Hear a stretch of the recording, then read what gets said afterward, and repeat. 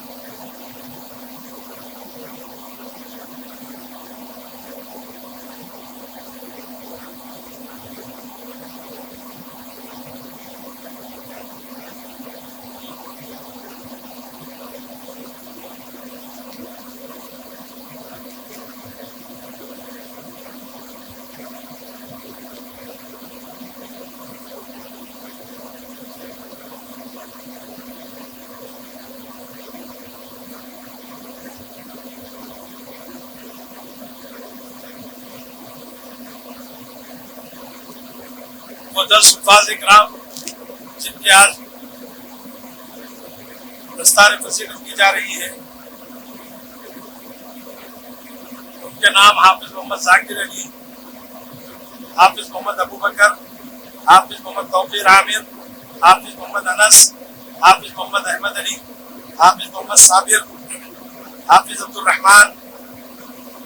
الرحمن متین، حافظہ ریشمہ بیگم، حافظہ روشین بیگم، 2 طالبات ہیں، 8 طلباء ہیں، حافظ محمد عمیر صاحب،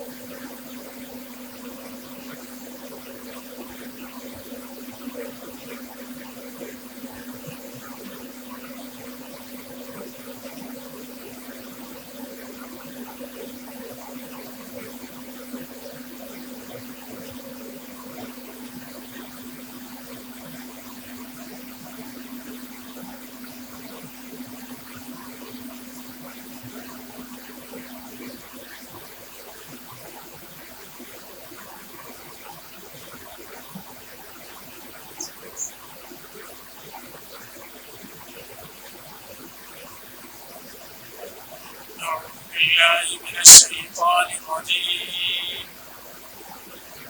بسم الله الرحمن الرحيم.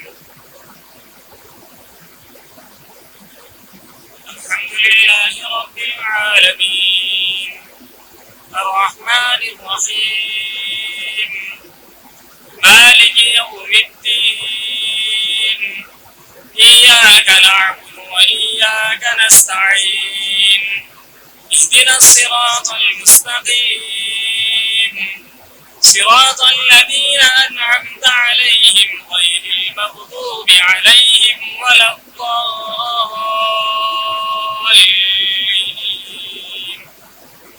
بسم الله الرحمن الرحيم. لقد صدق الله رسوله الرؤيا بالحق لتدخلن المسجد الحرام إن شاء الله آمنين محلقين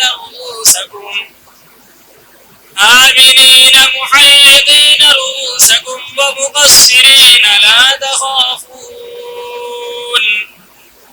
فعلم ما لم تعلموا فجعل من دون ذلك فتحا قريبا. هو الذي أرسل رسوله بالهدى ودين الحق ليظهره على الدين كله وكفى بالله شهيدا. محمد رسول الله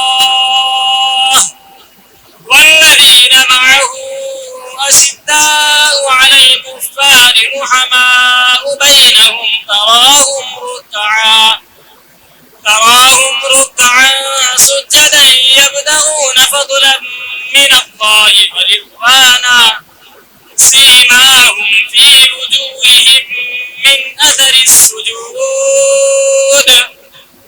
ذلك مثلهم في التوراة ومثلهم في الإنجيل كزرع أخرج شطأه فآزره فاستغلظ فاستوى على سوقه يعجب الزراع ليغيظ بهم الكفار. وعد الله الذين آمنوا وعملوا الصالحات منهم مغفرة وأجرا عظيما. صدق الله العظيم.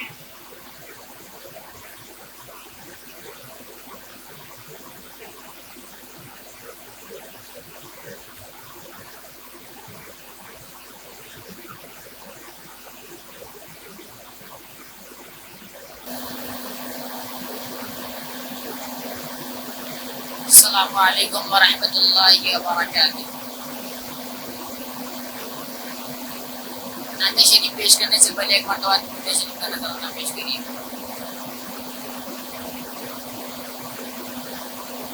چلو دیار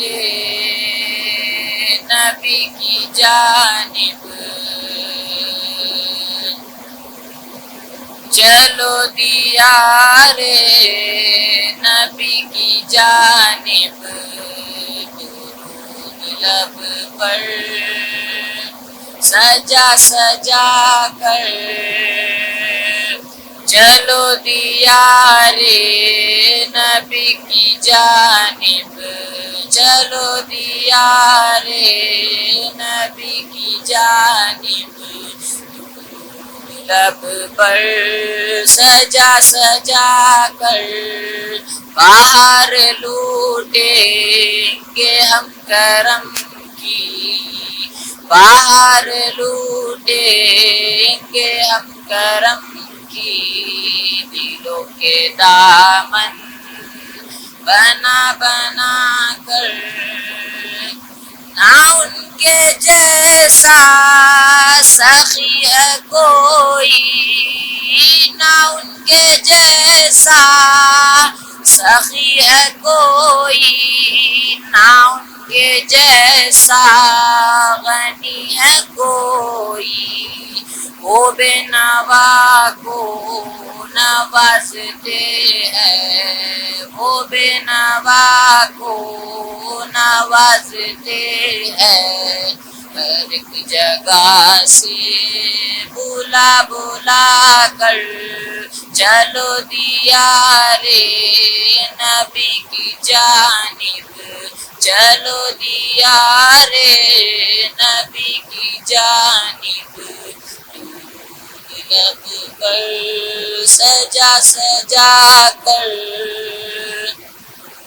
یہی احساس عمل ہے میری، یہی احساس عمل ہے میری، اسی سے بگڑی بنی ہے میری، سمیٹتا ہوں کرم خدا کا، سمیٹتا ہوں کرم خدا کا، نبی کی نعتیں سنا سنا کر، چلو دیار نبی کی جانب، چلو دیار نبی کی جانب، درود لب پر سجا سجا کر، ہے ان کو امت سے پیار کتنا،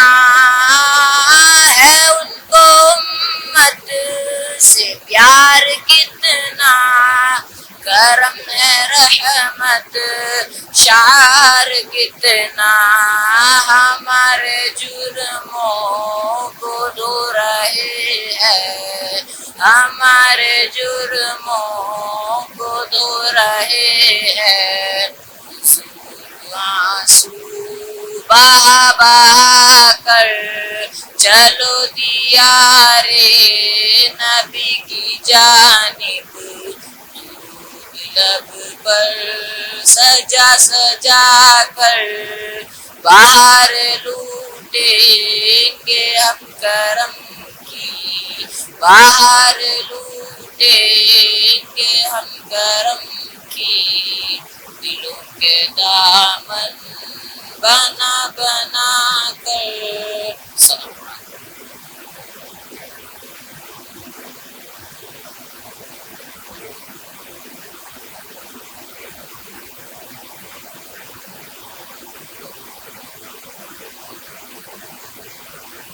السلام علیکم ورحمۃ اللہ وبرکاتہ. جیسا کہ آپ سبھی حضرات کو یہ معلوم ہے کہ آج مدرسہ اسلامیہ ریاض العلوم کا 29 سالہ جشن اور سالانہ جلسہ تکمیل حفظ قرآن کریم دستار بندی منعقد کیا گیا ہے. اور اس جلسے کے اندر جہاں بے شمار علماء کرام تشریف لانے والے ہیں اور جن کے خطابات سے ہم اور آپ آگے چل کر مستفید اور مستفیض ہونے والے ہیں، اس سے قبل ضروری تھا کہ مدرسے کے جو طلباء اور طالبات ہیں ان کا مختصر سا تعلیمی مظاہرہ پیش کیا جائے، اور اسی تعلیمی مظاہرے کے سلسلے کی ایک کڑی ابھی ایک طالب علم نعتیہ کلام پیش کر آپ لوگوں کے سامنے سے رخصت ہوئے ہیں، جس سے اندازہ ہوا ہے اس مدرسے کی تعلیمی کیفیت اور تعلیمی مظاہرے ہر میدان میں اتنا ہی بڑھ چڑھ کر ہے جتنا کہ قرآن کریم کی یادداشت اور دوسرے دیگر مضامین کے اوپر۔ بزرگان محترم اور سامعین معزز، سرور کائنات فخر موجودات حضور نبی کریم صلی اللہ علیہ وسلم کی شان عقیدت میں نعت پاک کا نذرانہ پیش کرنے کے بعد اب میں ضروری سمجھتا ہوں کہ اور دوسری تعلیمی مظاہرے کو آپ لوگوں کے سامنے پیش کیا جائے، اور اس کے لیے میں سب سے پہلے حافظ محمد انس کو دعوت دوں گا کہ وہ آئیں گے اور اپنے دیے گئے عنوان پر تقریر کریں گے۔ یہ تقریر کا عنوان ختم نبوت ہے، چونکہ فی زماننا فی العصر یہ عنوان اتنا زیادہ جو ہے نا اشد ہے جس کی ضرورت ہر عوام کو بھی ہے اور خواص کو بھی، کیونکہ بے شمار فتنے اس شکل میں جو ہے نا رونما ہو رہے ہیں، کبھی فتنے شکیلیت کے جو ہے نا صورت میں، کبھی فتنے گوہر کی شکل و صورت میں۔ تو اس بات سے ہمیں اور آپ کو جو ہے نا واقف ہونا از حد ضروری ہے کہ ختم نبوت آخر ہے کیا، اور آپ صلی اللہ علیہ وسلم کے بعد کیا کسی دوسرے نبی کے آنے کی جو ہے نا گنجائش ہے؟ بالکل نہیں ہے۔ اسی عنوان پہ تقریر کرنے کے لیے میں اپنے مدرسے کے لحاظہ کے طالب علم حافظ محمد انس صاحب کو دعوت دوں گا کہ وہ آئیں گے اور اپنے معافی و ضمیر سے ہم سبھی کو محسوس کریں گے۔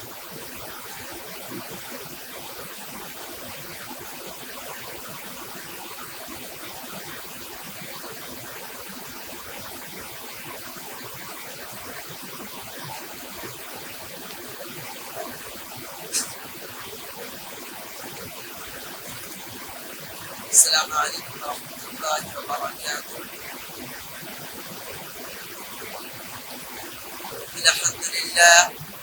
الحمد للہ رب العالمین، والصلاة والسلام على سید الانبیاء والمرسلین وعلى آلہ وجميع اصحابہ رضوان اللہ تعالی علیہم اجمعین، اما بعد،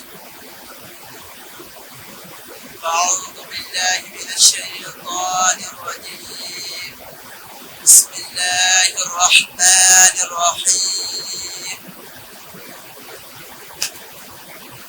ما كان محمد أبا أحد من رجالكم ولكن رسول الله وخاتم النبيين، وكان الله بكل شيء عليما. وقال في موضع آخر: اليوم أكملت لكم دينكم وأتممت عليكم نعمتي ورضيت لكم الإسلام دينا. وقال في موضع آخر: إن الدين عند الله الإسلام. وقال النبي صلى الله عليه وسلم أنه سيكون في أمة كذابون ثلاثون كلهم يزعم أنه نبي وأنا خاتم النبيين لا نبي بعدي. صدق الله العظيم وصدق رسوله النبي الكريم، ونحن على ذلك لمن الشاهدين والشاكرين. قابل الصدر معزز سامعین کرام، آپ کا یہاں تشریف لانا اور ختم نبوت کی باتیں سنانا یہ قابل مبارک بات ہے. اور خاتم النبیین والمرسلین جناب محمد رسول اللہ صلی اللہ علیہ وسلم سے محبت اور تعلق کی بات ہے اور یہ ایمان کامل ہونے کی دلیل ہے. آپ سبھی حضرات جانتے ہیں کہ اللہ تعالیٰ نے انسان کو پیدا کیا اور پیدا کر کے یوں ہی چھوڑ نہ دیا بلکہ اس کی رشد و ہدایت کے لیے کم و بیش 1,24,000 انبیاء علیہ السلام کو بھیجا اور یہ سلسلہ آدم علیہ السلام سے شروع ہوا اور امام الانبیاء خاتم النبیین والمرسلین جناب محمد رسول اللہ صلی اللہ علیہ وسلم پر ختم ہوا اور اللہ تعالیٰ نے ختم نبوت کا تاج جناب محمد رسول اللہ صلی اللہ علیہ وسلم کے سر پر رکھا اور رہتی دنیا تک کے لوگوں کے لیے بتا دیا کہ اب نبوت کا سلسلہ بند ہے، اب کوئی نیا نبی نہیں آ سکتا. ایک بات آپ کو بتاتا چلوں تاکہ آپ اس مسئلے ختم نبوت کو اچھی طرح سمجھ سکیں اور آپ کو کوئی اشکال پیدا نہ ہو. ذرا غور سے سنیں کہ نبوت کا سلسلہ آدم علیہ السلام سے شروع ہوا اور ایک کے بعد دیکھا نبی آتے رہے اور ایک ہی وقت میں کئی کئی نبی ہوتے تھے. حضرت زکریا بھی ہوتے تھے، یحییٰ بھی ہوتے تھے، داؤد بھی ہوتے تھے، سلیمان بھی ہوتے تھے، یعقوب بھی ہوتے تھے، یوسف بھی ہوتے تھے، ابراہیم بھی ہوتے تھے، اسماعیل علیہ السلام بھی ہوتے تھے. اس کے علاوہ ایک کے بعد دیکھا نبی آتے تھے اور کسی کی نبوت میں کوئی فرق نہیں آتا تھا. ایسا کہ اس کی 4 وجہ سے اس کی وجہ سے ضرورت پڑتی رہی. نمبر 1، کسی خاص قوم میں جس وقت سے پہلے پیغمبر نہیں آیا یا پیغمبر کا پیغام اس قوم تک نہیں پہنچ سکا تھا. نمبر 2، پہلے پیغمبر کی تعلیم بلا دی گئی یا اس میں ایسا تعجب کر دیا گیا ہو اب اس تعلیم کا پتہ لانا ممکن رہا ہو. نمبر 3، پہلے پیغمبر کے ذریعے مکمل تعلیم اور ہدایت لوگوں کو نہ ملی ہو اور دین کی تکمیل کے لیے اور پیغمبر کی ضرورت ہو. نمبر 4، ایک پیغمبر کی مدد کے لیے اور ایک پیغمبر کی ضرورت ہو. یہ وجہ اور صورتیں تھی جس کی وجہ سے ضرورت پڑتی رہی. لیکن جب باری آئی امام الانبیاء خاتم النبیین والمرسلین جناب محمد رسول اللہ صلی اللہ علیہ وسلم کی تو یہ وجہ ختم، یہ صورت ختم. قرآن اعلان کرتا ہے ما كان محمد ابا احد من رجالكم ولكن رسول الله وخاتم النبيين.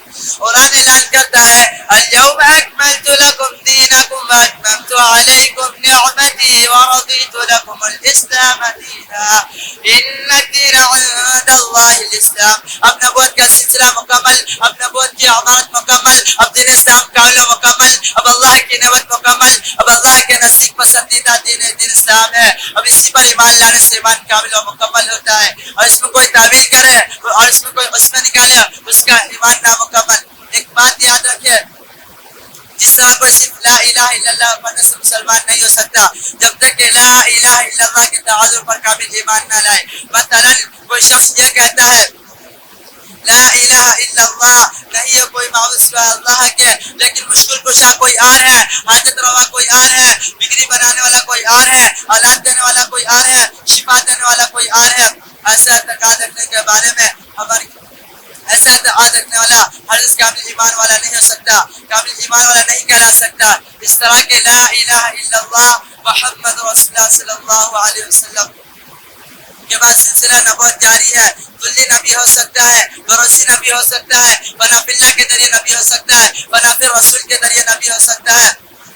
ایسا اعتقاد رکھنے کے بارے میں ہم ڈنکے کی چوٹ پر کہہ سکتے کہ وہ ہرگز ایمان والا نہیں ہو سکتا، ہرگز ایمان والا نہیں کہلا سکتا. اس طرح کے لا الہ الا اللہ محمد رسول اللہ صلی اللہ علیہ وسلم نہیں ہے کوئی معبود سوائے اللہ کے، نبی پاک صلی اللہ علیہ وسلم کے بعد کوئی نبی نہیں. ہاں وہ کوئی بھی قسم ہو، ذلی ہو یا بروسی، کوئی بھی نبی نہیں، ذلی ہو یا بروسی کوئی بھی نبی نہیں.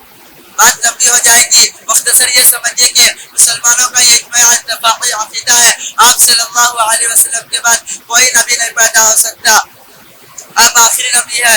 نبوت کی عالی شان عمارت آپ کے آنے سے کامل و مکمل ہو گئی. اب دروازے نبوت بند ہے. اگر اس کے بعد کوئی دعویٰ کرتا ہے تو وہ کذاب ہوگا، ملعون ہوگا، جھوٹا نبی ہوگا. آپ شاید سوچ رہے ہوں گے جب قرآن و حدیث کا فیصلہ ہے، تمام صحابہ کا فیصلہ ہے، مسلمانوں کا اجماع ہے، آپ صلی اللہ علیہ وسلم کے بعد کوئی نبی نہ ہو جو اپنے آپ صلی اللہ علیہ وسلم کے بعد کوئی نبی نہیں آ سکتا، پھر اس کے بعد کون انسان ہوگا جو جہنم کا خواہش مند انسان ہوگا، جو مردود انسان ہوگا، جو ملعون انسان ہوگا، جو اپنے آپ نبی ہونے کا دعویٰ کرے گا. میں نے چند باتوں پہ اپنے کڑوں سے کم کرنا چاہتا ہوں. آخر دعوانا الحمدللہ رب العالمین.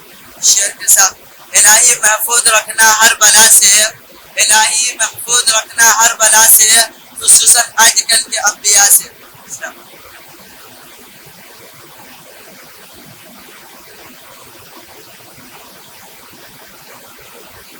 معزز سامعین کرام،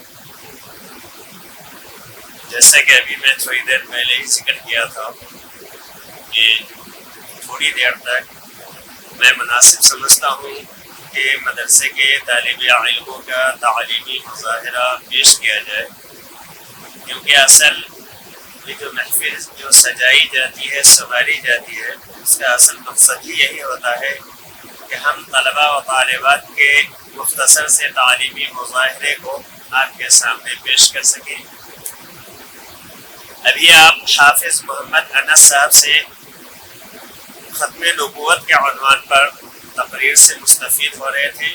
ماشاءاللہ موصوف نے اپنی تقریر کے درمیان پیش تحقیق کی باتیں بیان کی ہیں، اور فی زمانہ اس دور میں جو ختم نبوت کے اوپر بے شمار آوازیں آ رہی ہیں، دعوی نبوت کے جو ہے نا دعوے دار دعویٰ کر رہے ہیں، ہاں وہ فتنہ شکیلیت کے شکل میں ہو یا فتنہ گوہریت کی جو ہے نا شکل میں ہو یا کسی بھی شکل میں ہو، آپ صلی اللہ علیہ وسلم نے ایک جملہ ارشاد فرما کر اس وقت سے لے کر قیامت تک کے آنے والے تمام کذابوں اور تمام جھوٹے دعوے داروں کا خلا جو ہے نا قما کر دیا ہے.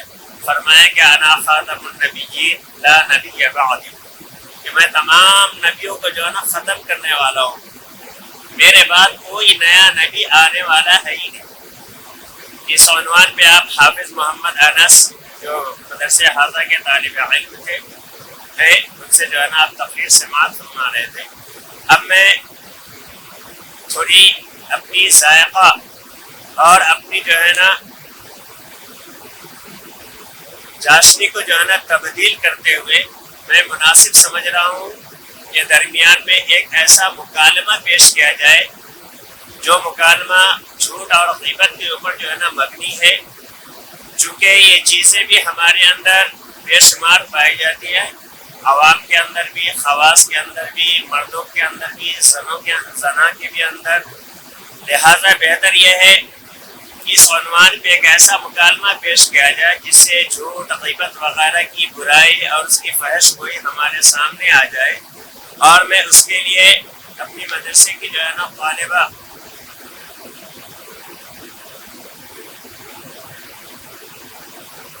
ملیحہ بیگم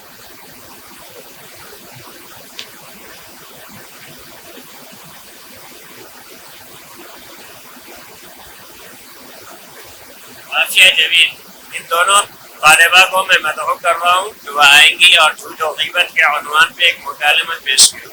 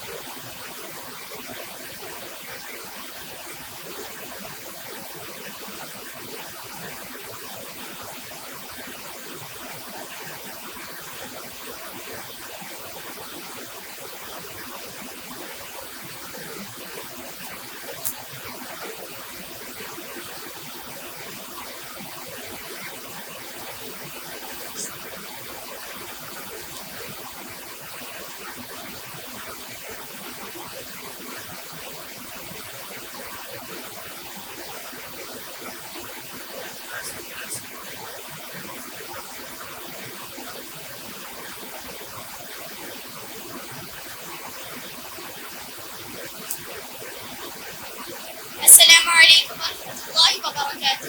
وعلیکم السلام ورحمۃ اللہ وبرکاتہ. خیریت پہ ہے؟ الحمدللہ.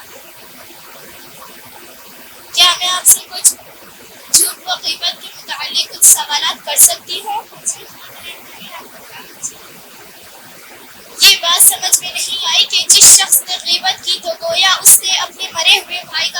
کھایا۔ مدیحہ بہن تمہیں ذرا سی بات سمجھ میں نہیں آتی۔ غیبت کہتے ہیں کہ کسی کے پیٹ پیچھے برائی کرنے کو، اور وہ برائی اس میں ہوگی تو پیٹ پیچھے برائی کرنا اس قدر خراب بات ہے جیسے اپنے مرے ہوئے بھائی کا گوشت کھائے۔ جی جی عافیہ بہن، یہ تو بہت گندی اور بری بات ہے۔ ہاں بہن، لیکن آج کے زمانے میں اس برائی کو برائی نہیں سمجھا جاتا۔ جہاں دو چار لوگ یا دو چار عورتیں جمع ہو گئی، غیبت والا عمل شروع ہوتا ہے۔ عافیہ بہن، آپ کو معلوم ہے کہ ایسے لوگوں کا کیا حال ہوگا؟ نہیں بہن، مجھے نہیں معلوم ان لوگوں کا کیا حال ہوگا۔ ایسے لوگ جہنم میں جائیں گے اور وہاں سخت سے سخت سزا پائیں گے۔ اچھا بہن، میں نے سنا ہے جھوٹ بھی بڑی برائی ہے، جھوٹ سے فرشتوں کا بدبو آتی ہے، کیا یہ بات درست ہے؟ جھوٹ تو تمام برائیوں کی جڑ ہے۔ جھوٹ بولنے والوں پر قرآن میں جگہ جگہ لعنت فرمائی ہے۔ جھوٹ ایمان کو خراب کرنے والا مرض ہے۔ اس سے حافظہ کمزور ہو جاتے ہیں، اس سے چہرے کی رونق ختم ہو جاتی ہے، اور جھوٹی قسمیں کھانے والا خدا کی رحمت سے محروم ہو جاتا ہے، اور جھوٹی گواہی دینے والا منافق کے ساتھ جہنم کے نچلے طبقے میں جائے گا۔ توبہ توبہ مدیحہ بہن، اللہ تعالیٰ ہمیں جھوٹ اور غیبت جیسی بری لعنت سے حفاظت فرمائے۔ مدیحہ بہن، ہمارے معاشرے میں اور ایک ایسی برائی ہے، ان کا انجام کیا ہوگا ذرا مجھے بتائیں۔ بتاؤ بہن، وہ کون سی برائی ہے؟ مدیحہ بہن، ہمارے معاشرے میں حسد چلن بہت زیادہ بڑھ گیا ہے۔ حسد کرنے والوں کا انجام کیا ہوگا ذرا مجھے بتائیں۔ حسد بھی بہت بڑا گناہ ہے۔ حسد کرنے والوں کی دنیا اور آخرت دونوں ہی خراب ہوتی ہے۔ حسد انسان کے نیک عمل کو کھا جاتا ہے، جیسے لکڑیاں آگ کو کھا جاتی ہے۔ ارے مدیحہ بہن، ہمارے پڑوس میں وہ عالیہ بہن رہتی ہے نا، نماز روزے کی تو پابند ہے، مگر جھوٹ، حسد، غیبت جیسی برائیاں اس میں بہت ہیں۔ یہ برائیاں اس کو بھسم کر دے گی۔ تم جا کر عالیہ کو سمجھاؤ کہ وہ ان برائیوں سے پرہیز کرے، ورنہ اس کا انجام برا ہوگا۔ جی ہاں بہن، میں ان کو سمجھانے کی کوشش کروں گی، اور ہماری شاستری کرم میں خواتین کا اجتماع رکھوں گی جس میں میں آپ کو بلاؤں گی۔ آپ آنا، اس موضوع پر بیان کرنا، انشاءاللہ فائدہ حاصل ہوگا۔ تم کوشش کرو، میں ضرور حاضر ہوں گی انشاءاللہ۔ اچھا اب میں چلتی ہوں، میرا گھر پر انتظار ہو رہا ہوگا، پھر ملیں گے۔ السلام علیکم ورحمۃ اللہ وبرکاتہ۔ وعلیکم السلام ورحمۃ اللہ وبرکاتہ۔ معزز سامعین کرام اور معزز سامعات، ابھی آپ جھوٹ و غیبت کے عنوان پر مدرسے کے طالبہ ملیحہ بیگم اور عافیہ جمیل سے مکالمہ سماعت فرما رہی تھی۔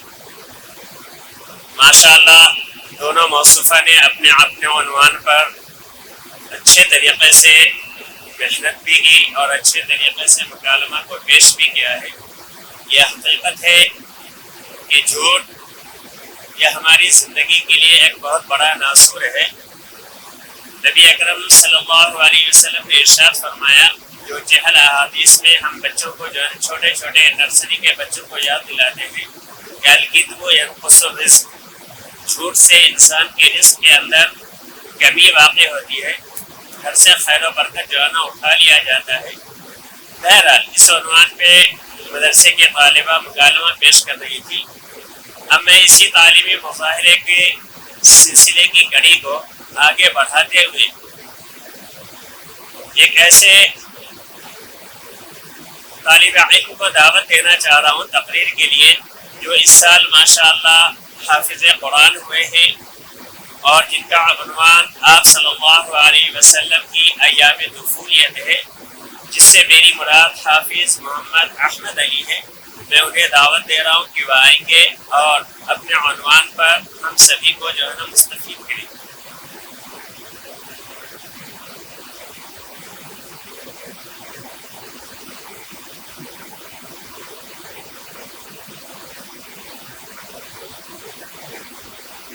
السلام علیکم ورحمۃ اللہ وبرکاتہ۔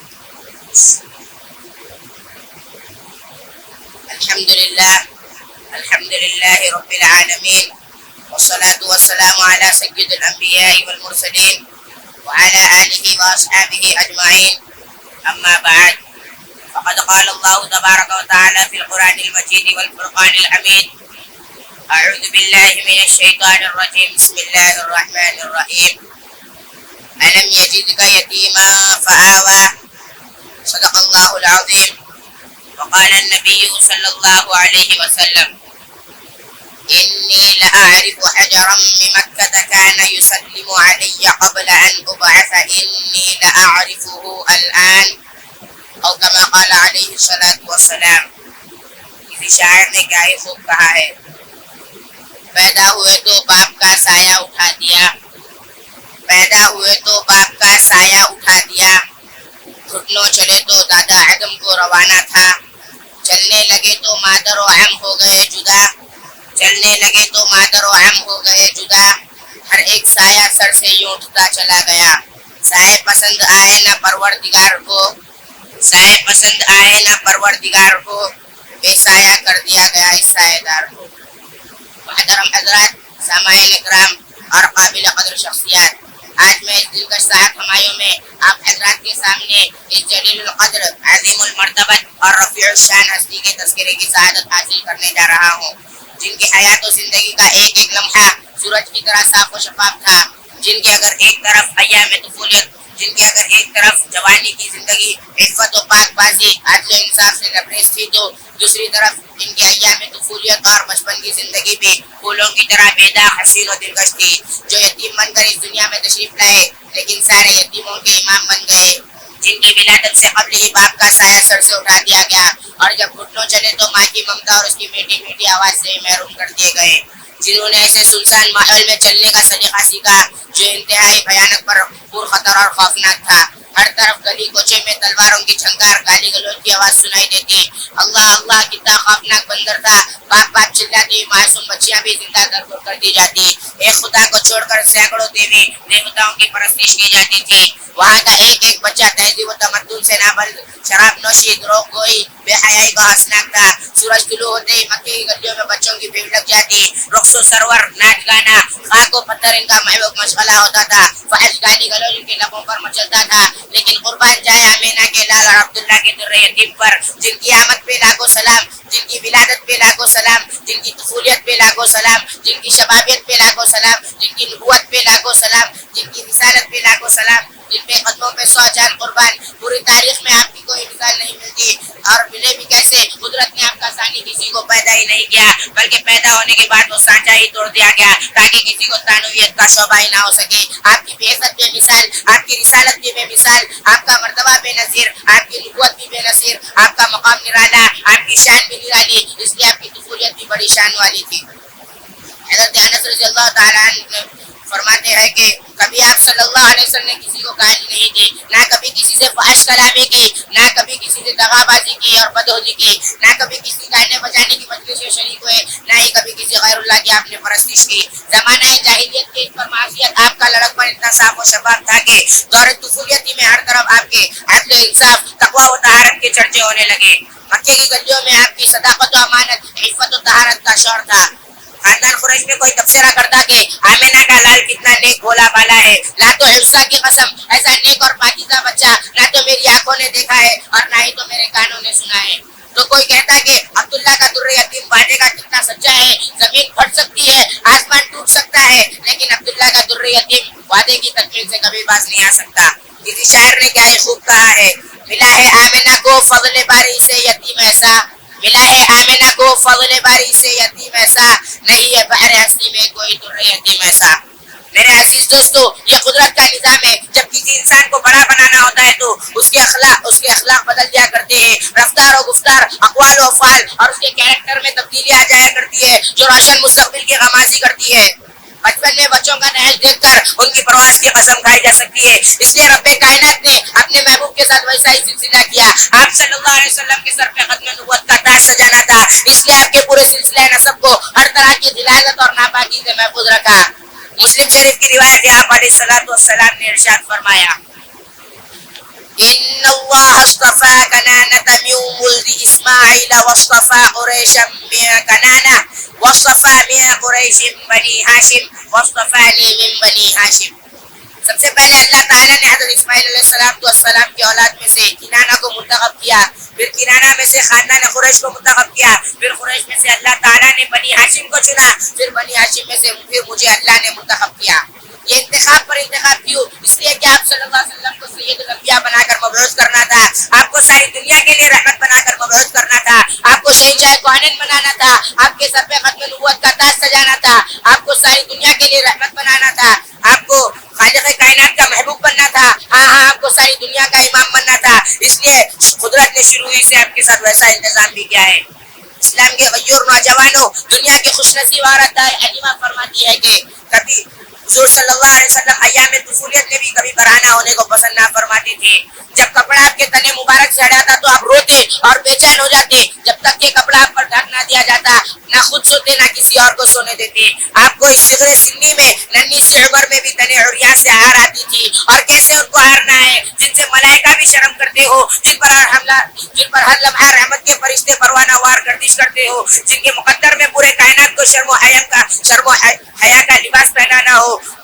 حلیمہ کو کیا معلوم کہ یہ بچہ پوری دنیا کو توحید کا سبق سکھانے آیا ہے، اسے کیا معلوم کہ یہ بچہ پوری کائنات کو صداقت و امانت کا لباس پہنایا ہے، اور کسے کیا معلوم کہ عبداللہ کا در یتیم پورے حکمرانوں کا امام بننے آیا ہے. حضرت حلیمہ رضی اللہ تعالیٰ عنہ فرماتی ہے کہ حضور پاک صلی اللہ علیہ وسلم کا رضاعی بھائی جب گھر سے نکل کر بچوں میں کھیلنے مصروف ہوتا تو کبھی آپ صلی اللہ علیہ وسلم کی نظر پڑی تو آپ فوراً جا کر ان کا ہاتھ پکڑ کر فرماتے ہم اس بیکار کام کے لیے پیدا نہیں ہوئے ہیں. ہاں بڑوں کی نظر بڑی چیز پر ہی ہوتی ہے، اس لیے شافی کون و مکہ کی نظر بھی شروع ہی سے مقصد کائنات پر تھی. خود نہ تھے جو راہ پر اوروں کے ہادی بن گئے، خود نہ تھے جو راہ پر اوروں کے ہادی بن گئے، کیا نظر تھی جس نے مردوں کو مسیحا کر دیا. حضرت ام ایمن سے روایت ہے کہ قریش کا ایک بت تھا جس کا نام بوانا تھا. قریش ہر سال اس کی حاضری دیا کرتی، اس کی بے حد تعظیم کرتی، اس کے نام پر قربانی کا جانور ذبح کرتی، اور اس کے نام پر قربانی کا جانور ذبح کرتی، اپنا سر مڑاتے اور اس کا طواف کیا کرتے تھے. ابو طالب بھی ہر سال اپنی قوم کے ساتھ حاضری دیا کرتے تھے. چنانچہ ابو طالب بھی آپ صلی اللہ علیہ وسلم سے کہا کرتے تھے کہ آپ بھی ان کے ساتھ عید میں شریک ہو، لیکن آپ صلی اللہ علیہ وسلم ہمیشہ انکار فرما دیا کرتے تھے.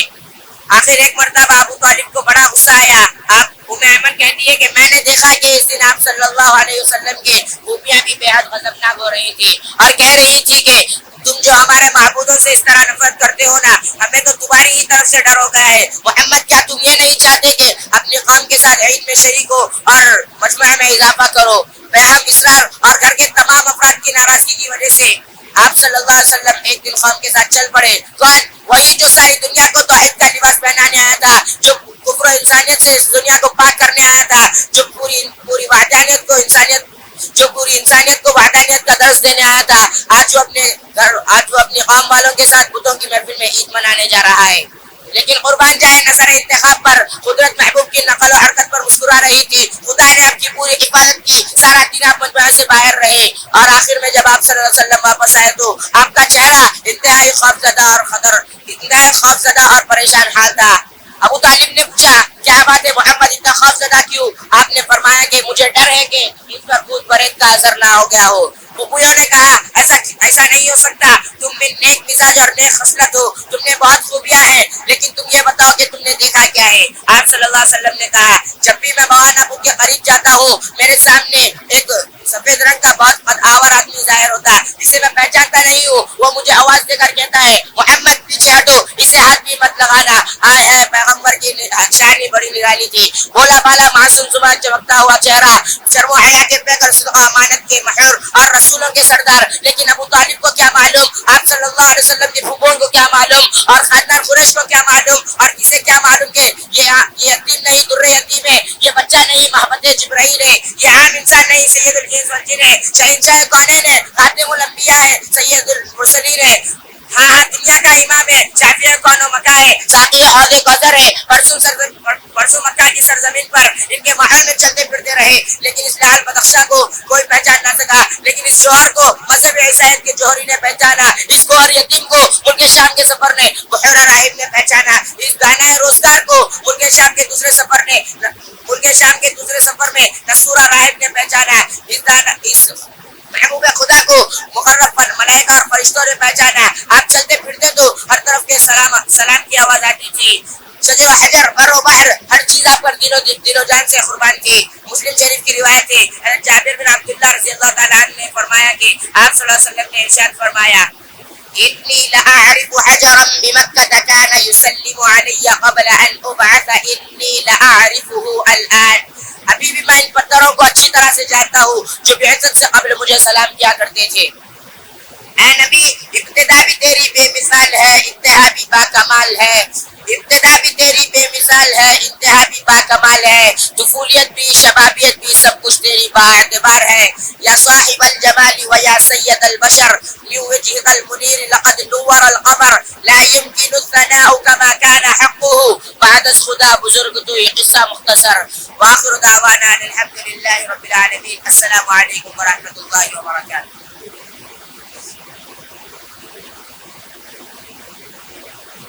حاضرین کرام، ابھی آپ درس خاصہ کے طالب علم محمد احمد علی سے آپ صلی اللہ علیہ وسلم کی ایام طفولیت کے عنوان پر تقریر سماعت فرما رہے تھے. ماشاء اللہ موصوف نے اپنی تقریر کے اندر بیش بہا قیمتی باتیں ہمیں بتائی جن سے اب تک جو ہے نا ہم نابلد تھے. اب میں اپنے اس تعلیمی مظاہرے کی سلسلے کی کڑی کو آگے بڑھاتے ہوئے فی زمانہ جو مدارس اسلامیہ کے اوپر نت نئے طریقے سے جو ہے نا حملے کیے جا رہے ہیں اور بے شمار طعن تشنیع کا جو ہے نا بازار گرم کیا جا رہا ہے. ہمیں کئی ناموں سے پکارا جا رہا ہے. کبھی کچھ اس قسم کی باتیں جو ہے نا حکومتوں کی طرف سے جو ہے نا کہی جا رہی ہیں اور بعض عوام کو کے ذہن میں بھی جو ہے نا یہ سب باتیں خلبلاتی رہتی ہے. ان تمام چیزوں کو جو ہے نا دور کرنے کے لیے مدارس کی اہمیت و افادیت کے عنوان پر میں تقریر کے لیے مدرسہ حاضہ کی طالبہ زینب فاطمہ کو دعوت دے رہا ہوں کہ وہ آئیں گی اور اپنے عنوان پہ تقریر کریں گی. زینب فاطمہ.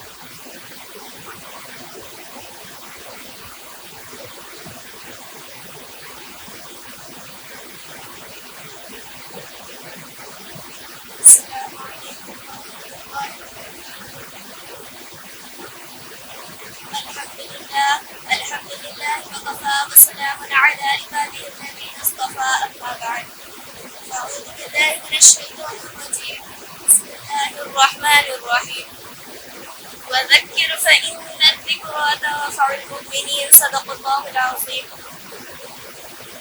ہم سے تاریخ ہے تاریخ کا عنوان ہے ہم سے تاریخ ہے تاریخ کا عنوان ہے وقت بھی جانتا ہے وقت کی پہچان ہے ہم سے الجھو گے تو انجام برا ہوگا. ہم سے الجھو گے تو انجام برا ہوگا. رب کعبہ کی قسم صاحب ایمان ہے ہم.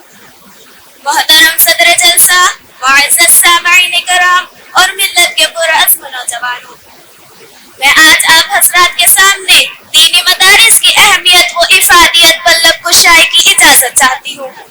حضرات، دینی مدارس جو اس وقت آپ کے سامنے ہیں، دراصل یہ سب کے سب اسلام کے مضبوط قلعے ہیں. یہ دار ارقم اور صفا کی چبوترے کی شاخیں ہیں جن کے اصل بانی شہنشاہ کونین تاجدار بدہا محمد صلی اللہ علیہ وسلم ہے. در حقیقت یہ راہ جنت ہے. یہاں معرفت الہی کی کرنیں پھوٹتی ہے. یہاں علم نبوت کے شعاعوں کو جگمگایا جاتا ہے. یہاں امت کے رہبر و رہنماؤں کو تیار کیا جاتا ہے. یہاں کفر و شرک کی تاریخی کا قلع قما کیا جاتا ہے. یہاں باطل کی تیز و تند آندھیوں کا مقابلہ کیا جاتا ہے. یہاں بدعات و خرافات کے ابھرتے سیلاب کو روکا جاتا ہے. محترم دوستو، مدرسہ ایک بہت بڑی نعمت ہے. آج کے دور میں مدرسہ بہت ہی قیمتی چیز ہے. اللہ نے آج یہ نعمت ہمیں عطا کی، ہمیں اس سے پورا فائدہ اٹھانا چاہیے. علم دین کا اتنا تو سیکھنا پڑ سکے جس سے ہماری نماز، روزہ، زکوٰۃ وغیرہ درست ہو سکے. علم دین کی تعلیم مدرسہ اسلامیہ ریاض العلوم و ریاض اسلامک اسکول میں ہوتی ہے. یہ مدرسہ ماں کی گود کی طرح ہے. جس طرح بچہ ماں کی گود میں پرورش پاتا ہے، اسی طرح ہم مدرسہ اسلامی ریاض العلوم و ریاض اسلامک اسکول میں پرورش پاتے ہیں. یہ مدرسہ انسان کو حقیقی انسان بناتا ہے. مدرسہ چند افراد مل کر بناتے ہیں اور مدرسہ کئی افراد کو بناتا ہے. ہم مدرسے کی عمارتیں بناتے ہیں اور مدرسہ ہمارا قلب بناتا ہے. اللہ سے ہمارا تعلق جوڑتا ہے اور یہی کام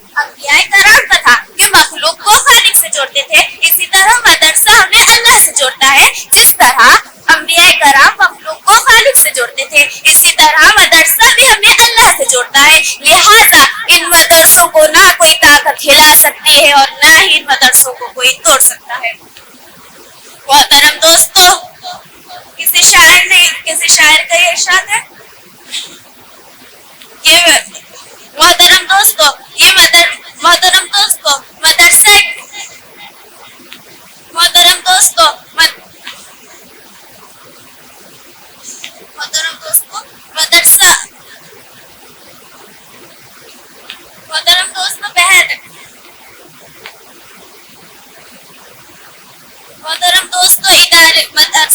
مدرسہ کیا ہے؟ مدرسے میں قرآن ہے جو اللہ کی کتاب ہے، انقلابی کتاب ہے، جس نے پوری دنیا کی کایا پلٹ دی، ہلچل مچا دی۔ سب سے پہلے قرآن نے آ کر فرمایا جو بندے خدا سے ٹوٹ چکے تھے انہیں خدا سے جوڑا اور کہا تم تعلق کو توڑتے ہو لیکن خدا نہیں توڑتا۔ اب تم تعلق کو توڑتے ہو لیکن خدا نہیں توڑتا۔ قرآن نے آ کر سبھی بھٹکے ہوئے لوگوں کو صحیح راہ دکھائے اور زمانے کو خیر القرون بنا دیا۔ قرآن کریم کا اتنا بڑا احسان ہے کہ حضور صلی اللہ علیہ وسلم کو محمد بن عبداللہ سے محمد رسول اللہ بنا دیا اور خاتم النبیین بنا دیا۔ بہرحال ادارے کا مدد طالب علم اور مدارس پر موقوف ہے، تعمیر سے اونچائی نہیں آتی۔ ان اداروں کا رشتہ اصحاب صفہ سے چلا آ رہا ہے، جن کے معلم سرور دو عالم صلی اللہ علیہ وسلم تھے اور جس کے طالب علم حضرت ابو بکر صدیق رضی اللہ تعالی عنہ، حضرت فاروق اعظم رضی اللہ تعالی عنہ جیسے تھے۔ ہم یہ فخر سے کہہ سکتے ہیں کہ اولئک آبائی فجئنی بمثلہم، کیا کوئی یونیورسٹی سے فارغ ہونے والا اس طرح کا فخر کر سکتا ہے؟ یہ وہی دینی ادارہ ہے جہاں جبرائیل خود طالب علم بن کر استفادہ کے لیے آتے رہے اور کہتے تھے کہ ایمان اور احسان کیا چیز ہے، قیامت کب آئے گی؟ تو اس مرکز میں جبرائیل خود طالب علم بن کر آتے رہے۔ ایسا نہ کبھی کوئی پیش کر سکا تھا اور نہ کبھی کوئی پیش کر سکے گا مخاطبین محترم، بہت ہی حیرت کی بات ہے کہ اس کے باوجود لوگ شکایت کرتے ہیں کہ مدارس نے دنیا کو کیا دیا۔ میں پوچھنا چاہتی ہوں کہ مدارس نے دنیا کو کیا نہیں دیا؟ مجھے بتلاؤ کہ دنیا انسانیت کو عبد القادر جیلانی رحمۃ اللہ علیہ جیسا مصدق کس نے دیا؟ مجھے بتلاؤ کہ دنیا انسانیت کو امام غزالی رحمۃ اللہ علیہ جیسا معرف کس نے دیا؟ مجھے بتلاؤ کہ ابو حنیفہ جیسا مفقہ کس نے دیا؟ مجھے بتلاؤ کہ مجدد الفسانی جیسا کس نے دیا؟ مجھے بتلاؤ کہ اشرف علی رحمۃ اللہ علیہ جیسا مفکر کس نے دیا؟ مجھے بتلاؤ کہ حسین احمد مدنی جیسا اولو العزم کس نے دیا؟ مجھے بتلاؤ کہ انور شاہ کشمیری رحمۃ اللہ علیہ جیسا محدث کس نے دیا؟ مجھے بتلاؤ کہ مفتی شفیع رحمۃ اللہ علیہ جیسا مفسر کس نے دیا؟ مجھے بتلاؤ کہ قاری طیب رحمۃ اللہ علیہ جیسا مدبر کس نے دیا؟ مجھے بتلاؤ کہ صدیق احمد رحمۃ اللہ علیہ جیسا مبلغ کس نے دیا؟ محترم سامعین، کیا یہ بات اظہر من الشمس نہیں کہ ان مراکز علم کے بدن سے سینکڑوں ایسی ہستیاں جنم لے رہی ہیں جن کا قلب و جگر اسلام کے عظمت سے معمور تھا، جن کی ساری زندگی الہی کلمت اللہ کے لیے وقف تھی، جن کے اخلاق و کردار سارے عالم میں محبوب تھے، جن کی ساری فکر امت کی رہبر و رہنمائی میں مصروف تھی، جن کی ساری امت کی اصلاح میں مشغول تھی۔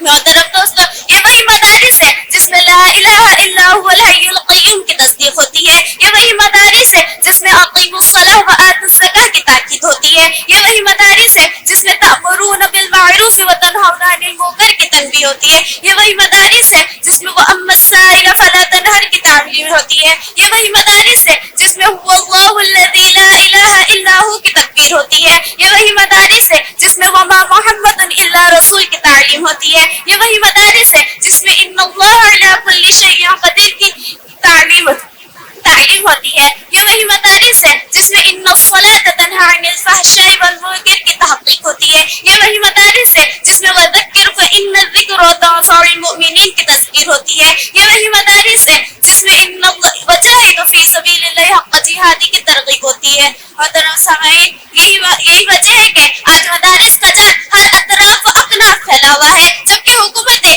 رات دن ان اداروں کو مٹانے اور ختم کرنے کی کوشش کر رہی ہے، لیکن ان اداروں کا نظام ایسے زیادہ آنے کے منزل میں ہے جس کو نہ کبھی کوئی بگاڑ پایا تھا اور نہ کبھی کوئی بگاڑ سکے گا انشاءاللہ تعالی۔ اب اس کے متعلق حضور صلی اللہ علیہ وسلم فرماتے ہیں، حضرت انس رضی اللہ تعالی عنہ حضور صلی اللہ علیہ وسلم کا ارشاد نقل کرتے ہیں کہ اگر دنیا میں ان لوگوں کو دیکھنا چاہتے ہو جن کو اللہ تعالیٰ نے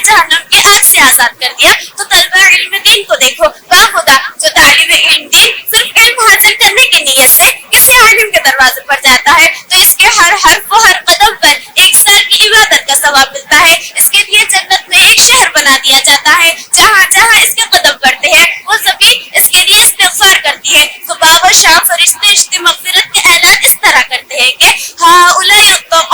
من النار, یہی وہ لوگ ہیں جن کو اللہ تعالیٰ نے جہنم کے آگ سے آزاد کر دیا. اب اس سے مراد وہی لوگ ہیں جو طالب علم حاصل اس سے مراد وہی لوگ ہیں جو علم دین حاصل کرتے ہیں, مدرسے میں رہتے ہیں. ظاہر سی بات ہے جب طلبہ کرام کا اتنا بلند مقام ہے تو ان لوگوں کی کیا شان ہوگی جو طلبہ پر خرچ کرتے ہیں, مدرسے میں امداد دیتے ہیں. ان کے روپیے پیسوں سے جو عمارتیں بنائی جاتی ہیں تو اللہ تعالیٰ آخرت میں ان لوگوں کو کتنا بڑا اجر دیں گے.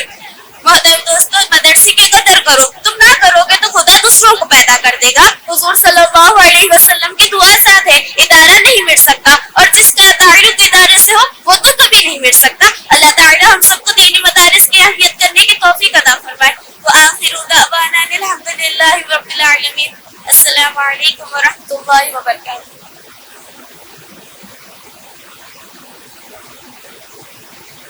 معزز سامعین کرام, ماشاء اللہ یہ تھی مدرسے حاضہ کی طالبہ زینب فاطمہ جو مدرسے کی اہمیت و افادیت کے عنوان پر اپنے مافی و ضمیر سے ہم سبھی کو محسوس کر رہی تھی. اب میں اس کے بعد اپنے سامعین کی لذت اور ان کے ذائقے کو تبدیل کرتے ہوئے مکالمے کے لیے ایک ایسا مکالمہ جس کا عنوان موبائل فون کی جو ہمارے اندر فحش گوئی اور جس کے وجہ سے ہمارے اخلاق کے اندر جو خرابیاں پیدا ہو رہی ہیں, ان خرابیوں کو کیسے دور کیا جائے اور موبائل کا صحیح استعمال کس طریقے سے کیا جائے, اس عنوان پہ میں مکالمہ پیش کرنے کے لیے اس کی ٹیم سلمان, سالم, غوث, عنایت کو دعوت دے رہا ہوں کہ وہ آئیں اور جلد سے جلد اپنے مکالمے کو عوام کے سامنے, حاضرین کے سامنے پیش کریں. یہ مکالمے کی تیاری دراصل ہمارے مدرسے کے مدرس حافظ محمد عمیر صاحب تیار کیے ہیں, جن کی بہت زیادہ اس کے اندر محنت, لگن, جستجو جو ہے نا شامل ہے. مجھے امید ہے کہ آپ سبھی حضرات بغور دیکھیں گے اور اس سے جو سبق اور جو عبرت ہمیں حاصل ہوتا ہے وہ ضرور حاصل کریں گے.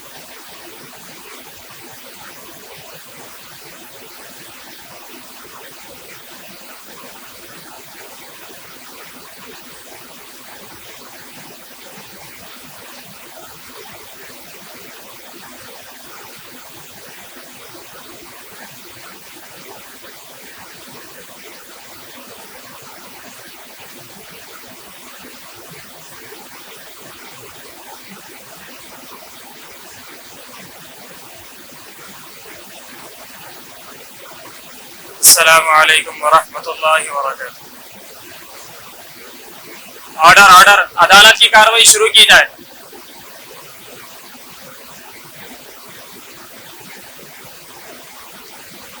عدالت میں موجود تمام افراد کو آگاہ کیا جاتا ہے کہ وہ اپنے اپنے موبائل فون سائلنٹ موڈ پر ڈال لے.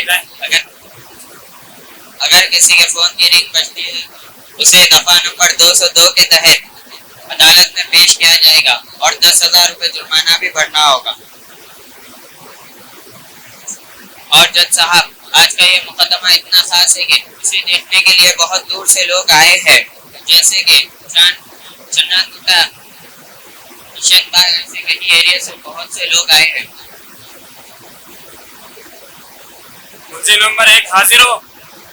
ملزم نمبر 1 سالم حاضر ہو.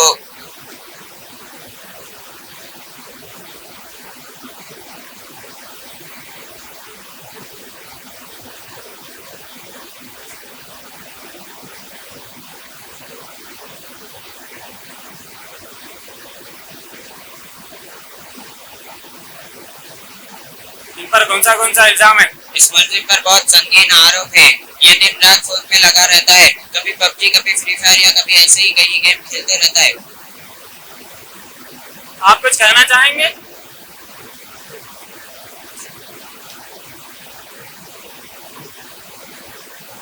जी हुजूर, इसमें मेरा कोई कसूर नहीं। अगर मेरे वालिदैन मुझे मोबाइल ना दिलाते तो शायद आज इस खंडहरे में ना होता और यूं मुझे रिसवाई का सामना न करना पड़ता। अपना कसूर अपने अम्मी अब्बा के ऊपर कहीं ठहरा रहे हैं भाई। अपना तुम्हारे थोड़ी तो भी अकल है, शर्म है। अम्मा बाबा को बेकसूर ठहरा दे, जहाँ पहले वहाँ गाड़ियाँ लेके फिरते रहते हैं, जब पहले जब फोन में रहते हैं। अरे बच्चों, दिन पे दिन बड़े होते जा रहे, समझदारी नाम को नहीं है।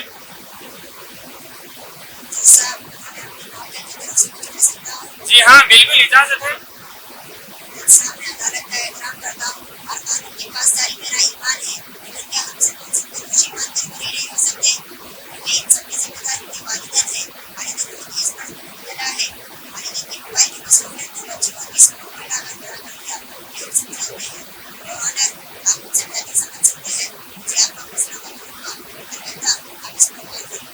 काबिल वकील की बात काबिल गौर है। कुछ वक्त के लिए अदालत की थोड़ी देर के लिए मुलतवी किया जाता है। मुलजिम नंबर 2 को हाजिर किया जाए। मुलजिम नंबर 2 सालम हाजिर हो।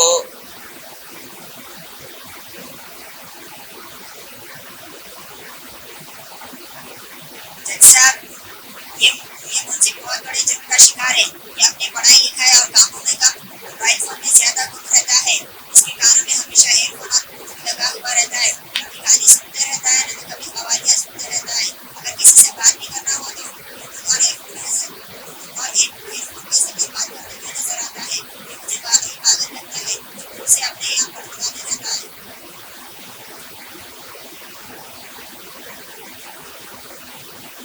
जी जज साहब, मुझे बेवजह इल्जाम में फंसाया जा रहा है। ऐसा तो मेरे दोस्त भी करते हैं। और वकील साहब, ये मोबाइल और इंटरनेट वाईफाई टेक्नोलॉजी का जमाना है। अच्छा, चोरी तो चोरी, सीना चोरी। आपका जुर्म नाकाबिले माफी है। क्या आपकी तरफ से कोई वकील है? जज साहब, मैंने इसे कहा था कि अपने लिए कोई एक वकील ढूंढ लो, पर मेरी बातें को सुनी अनसुनी कर अपने कानों में हेडफोन लगा लिया। और मुझे तो इस पर इतना शक होने लगा कि शायद ये वाकई पागल है। जज साहब, मेरे मुलजिम का जुर्म इतना भी सही नहीं है, इसको भी दफा लगाई जाए। मुलजिम नंबर 3 को हाजिर किया जाए। मुलजिम नंबर 3 हाजिर हो। जज साहब, ये मुलजिम भी बहुत बड़े जुर्म का शिकार है। इसकी बीवी इससे बहुत परेशान है। ये हमेशा व्हाट्सएप इंस्टाग्राम में लगे हुआ रहता है। इसकी बीवी इससे पूछती है तुम फोन की बजाय मेरे से शादी क्यों करे, तो इन्होंने मुझे जब 3310 था और टेक्नोलॉजी का जमाना रहता तो मैं शायद मुझसे शादी कर लेता। और इसका घर टूट गया, लेकिन इसको कोई परवाह नहीं है। ये तन्हाई जुर्म है। क्या आपकी तरफ से कोई वकील है? आप कुछ कहना चाहेंगे? जी हुजूर, मुझे आप जो फैसला सुनाए वो मंजूर है। बस एक ख्वाहिश है। क्या? मुझे जेल भेजाने से पहले मोबाइल रिपेयर कराने का मौका फराहम करें, ताकि जेल में किसी भी किस्म की परेशानी ना हो। तो जरा सब्र करो, इतनी भी क्या जल्दी है? आपकी हर ख्वाहिश पूरी की जाएगी। मुलजिम नंबर 4 हाजिर हो। मुलजिम नंबर 4 गौस हाजिर हो। आली जनाब, इस पर तो सबसे ज्यादा आरोप है। ये हमेशा मोबाइल फोन में लगा हुआ रहता है। इसके पास फोन है, इसके घर वालों के पास भी फोन है, इसके घर में वाईफाई भी है। मैंने तो महीना 1000 रुपए देते रहता और घर वालों को इसका आदी बना दिया ताकि 1000 रुपए वसूल हो जाना बल्कि इसके घर की औरतें हैं सब अपना बच्चा सीरियल फ्री में देख लेती और इनके बच्चे हैं सब फ्री में कार्टून देख लेते और इनके घर के मुझे तो अपनी भोली बसरी के बहाने गानों से लुत्फ उठाते। मैं इस मुकदमे को समझाने के लिए गवाह को बुलाना चाहता हूँ। क्या मैं बुला सकता हूँ? जी बिल्कुल, इजाजत है। जी जज साहब, मेरे वालिदैन 24 घंटे फोन में रहते हैं। मैं कभी कभार सोचता हूँ कि मेरे वालिदैन मुझे आपके जरिए इंश्योर करें। तो मेरा क्या कसूर है जज साहब? 1000 रुपए दिए हो तो सिल भी करना पड़ेगा, आप मेरा वाईफाई है। अन खरीब इसका भी फैसला क्या है? मुलजिम नंबर 5 हाजिर हो। मुलजिम नंबर 5 गौस फिर से हाजिर हो। साहब, वीडियो और सेल्फी का बहुत शौकीन है। अगर कोई तकलीफ में हो उसको बचाने के बजाय ये वीडियो निकालना शुरू करता और स्नैप पर डालता, इंस्टा पे रील डालता, मेरे को बोलता मेरे लोग मेरे पूछता उन्होंने लाइक किया, उन्होंने शेयर किया, उन्होंने कमेंट किया। मैं इसको बदलने को समझाने के लिए अपने तमाम को बुलाना चाहता हूँ। बुला सकता हूँ? जी बिल्कुल इजाजत है। जी जज साहब, मेरा दोस्त बोलता रहता है कि मेरे नए पोस्ट पर लाइक किया और शेयर किया। फोन की वजह से दुनिया की परेशानी हो रही। ये बच्चे जब समुद्रों पे यहाँ बढ़ जा रही, हुकूमत को चाहिए कि इसके ऊपर कड़क से कड़क एक्शन ले और तमाम को मुजरिमों को अदालत में पेश किया जाए। साहब, लाइन ऑर्डर होने की वजह से इन लोग बनाना बहुत मुश्किल था। ये घरों में बैठ के कोना चला लेते बैठ रहे थे, इन लोगों से आईडी से डालना पड़ा। इन लोगों को बोला हमें शाबाश का बहुत सिखाना पड़ा तो इन लोग भाग लेते आए। इसलिए बुलाया कि फोन इस्तेमाल करने से समझ जाए।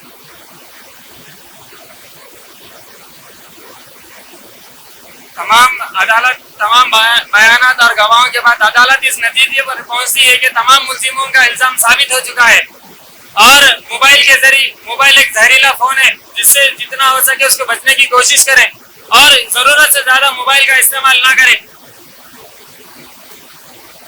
शायद इदारा ने बताया कि अगर कोई बच्चा कमसीन छोटी उम्र में अगर मोबाइल का इस्तेमाल करता है तो पागल होने के भी इम्कान है।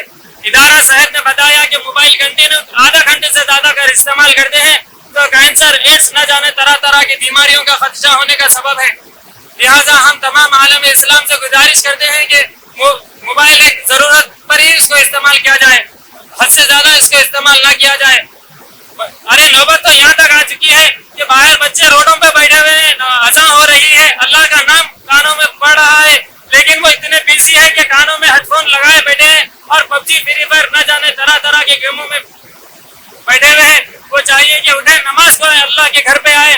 और नौजवानों से हम गुजारिश करते हैं, मदरसा रियाज उलूम के 29वां सालाना जलसे के तहत हम ये मैसेज, ये पैगाम देना चाहते हैं कि इस अदालत के जरिए कि मोबाइल हद से ज्यादा इसका इस्तेमाल ना करें और नौजवान अपने घरों में रहते हैं और अपने फ्यूचर, अपने मुस्तकबिल के बारे में सोचें ताकि वो अपने मुस्तकबिल को कुछ आगे बढ़ा सके। बात सके तो ऐसा हाल हो गया कि घर में भाई बहन, माँ बहन सब जने बैठे हुए हैं, वो फोनों में बिजी है और अखलाक ये हंसना बिल्कुल खत्म होगा। एक दूसरे को अदब से बात करना, मोहब्बत से बात करना, ये तो दिन पे दिन खत्म होते जा रहा है। फिर आखिर में ये जरूर कहूंगा कि जिस नेकियों का संदोख है, बुराइयों का बंदोख है, फैसला आप ही के हाथ में है। आखिर दावा अल्हम्दुलिल्लाह रब्बिल आलमीन।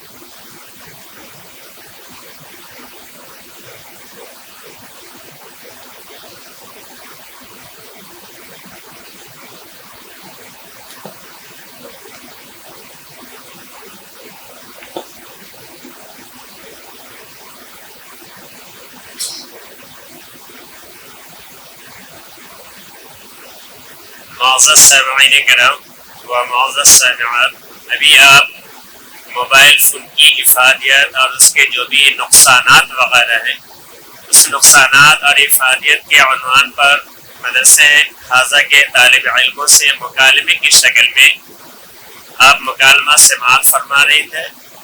अब मैं इसके बाद अपने मदरसे की तालीमी मुज़ाहिरे की सबसे आखिरी कड़ी को मैं आप लोगों के सामने पेश करना चाहता हूँ, जिनका उन्वान और जिनका मज़मून सिर्फ जो है ना मदरसे का तारुफ आप लोगों के सामने पेश करना है। ये तारुफ पेश करते ही मैं इंशाअल्लाह अपने मदरसे का जो जलसा है, जिस मकसद के लिए हम और आप यहाँ पे जो है ना हाजिर हुए हैं, उस मकसद की जो है ना इंशाअल्लाह इब्तिदा जो है ना आगाज़ कर दी जाएगी। लिहाजा मैं वो मुकालमा पेश करने के लिए मोहम्मद अजहर और मोहम्मद आकिल को दावत दे रहा हूँ कि वह आएंगे और तारुफनामा की शक्ल में मुकालमा पेश करें।